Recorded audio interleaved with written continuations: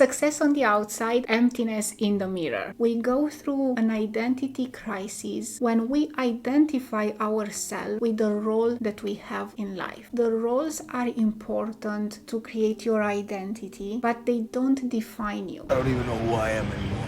Imagine yourself being at a crossroad where the path that you've been following so far no longer feels like it belongs to you. This sense of internal conflict where there is a disconnection between the roles that you assumed in life and the achievements that you earned is what psychologists usually refer to identity crisis. An identity crisis is when you don't know who you are and what is important to you, and it usually happens when you go through a transition in life or when there is a significant change in your life. Either that it is in the early adulthood when we are navigating career changes, or it is later when we reflect on our goals or achievements. Whenever we go through a period of uncertainty or confusion, we might experience an identity crisis. Identity crisis. And think about it that the society, our friends, our family, or even our past experiences, they set some standards about what happiness is, what success is, and how we need to behave or talk or even dress. And all these standards encourage us to chase after impressive job titles, financial stability, and other things that might be disconnected from our authentic self. And all these standards can create a disconnection between the image that we project and our internal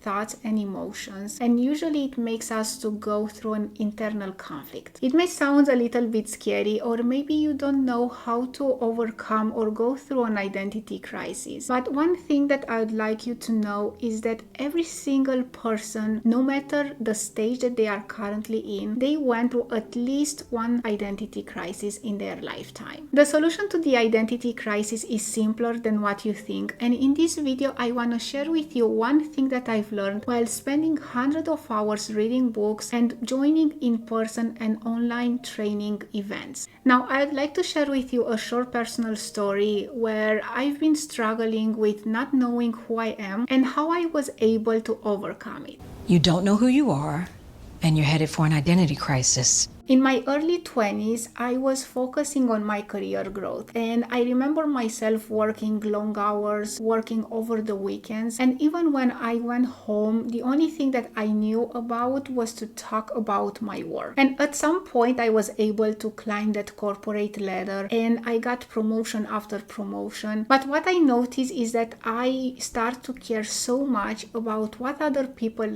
think about me, to a point that I was afraid to make any mistakes at work. And I remember that there were people that were telling me what to do or what not to do, and I did not have an own opinion about what I want to do. I was practically asking other people what I deserve or what I need to do and how my career and life needs to look like. And all of this to the point where the most successful I was in my career, the less fulfilled I felt in general. And I couldn't find myself. I didn't know who I am. I remember that the only goal I had was to make more money. And the more money I was making, the more money I was spending, because this was the only way I knew how to fulfill that goal that I had. And I remember one specific day when I received the Employee of the Year. More like Employee of the Year. And I got all the validation that I was looking for, all the feedback, the admiration from my coworkers. And to be honest, I felt happy, but for a short period of time. After a couple of hours, that happiness and fulfillment started to go away. And I remember when I went home and I took the diploma, I put it on a shelf and I was looking at it. Or better saying, I was looking through it. Because now I had that validation that I was looking for. I was able to succeed in my career. And the only thing that came through my mind was, what's next? Now I got it. I got this award. I feel that I'm accomplished in my career, and what's next?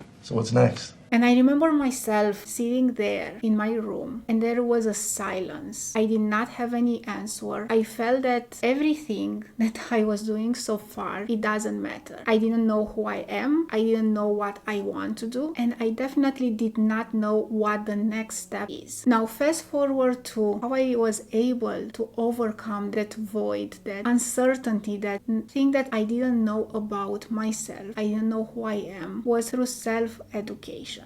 I spent hundreds of hours in the last couple of years reading books, joining online and in-person events, and trying to understand myself a little bit more. All the content that I've consumed, all the training that I've been taking, there was one common thing that every single person was saying, and that was that we are losing ourselves. We go through an identity crisis when we identify ourselves with the role that we have in life. So let me explain it. If you have a job, then you probably have at least one role associated to your job title. For me, when I started as a software developer, and then I changed my role throughout the years to a consultant, team lead, technical architect, to name some. So these are some roles that you have as part of having a career. Now, if you exclude your career, you also have other roles in your day-to-day life. For example, you might be a spouse, you might be a parent, a friend, to name some. Now, imagine yourself that you are going to a social event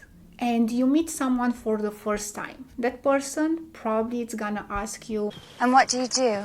And most of the time, our answer is the role that we have. I'm a software developer. I'm a technical lead. I'm a mother. I'm a father. There is nothing wrong into answering with the role that we have. Now, while going through self-reflection, what I notice is that not that I'm answering with the role that I play is what makes me go through an identity crisis, but me identifying so much with that role that I cannot imagine myself being someone else than that role. One very common example is if you are a parent and at some point your kids are gonna decide to move in their own house. And in that point, if you identify yourself as being a parent, and this is the only thing that you know about yourself, being a parent, the moment when your kids leave your home, you practically lose that role and you lose yourself. I am means absolutely nothing. And this is one of the transitions in life or life changes that can make you go through an identity crisis. You cannot imagine yourself being anything else than a parent. You've been a parent for so many years, you don't know who you are. And the same thing is in your career as well. If you have a role and that role is taken away from you, either that you got a promotion, you decided to change the company and change the role, or maybe you are a CEO and for any reason your company did not work as you expected and now you lost that role of being a CEO. You practically cannot imagine yourself being someone else because you already identified as being part of that role. I think counter girl